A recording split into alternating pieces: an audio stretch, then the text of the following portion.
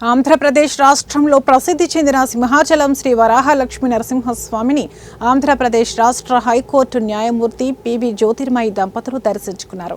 వీరికి ఆలయ కార్యనిర్వహణాధికారి ఎస్ శ్రీనివాసమూర్తి, ప్రధాన ఆచార్యులు శ్రీనివాసాచార్యులు, ఏఈఓ ఎన్ ఆనంద్ కుమార్, ఆలయ పర్యవేక్షణాధికారి రమణ, పిఆర్ఓ నాయుడు, అర్చక స్వాములు, వేద పండితులు నాదస్వర వేద మంత్రాలతో స్వాగతం పలికారు. ముందుగా జ్యోతిర్మయి దంపతులు కప్పస్తంభం ఆలింగనం చేసుకుని బేడ మండపం ప్రదక్షిణ చేశారు. అనంతరం స్వామి వారిని దర్శనం చేసుకున్నారు. తదుపరి వేద పండితులచే జస్టిస్ జ్యోతిర్మయి దంపతులకు వేద ఆశీర్వచనమిచ్చి స్వామివారి శేష వస్త్రంతో సత్కరించి స్వామివారి చిత్రపటం, ప్రసాదాలు బహుకరించారు.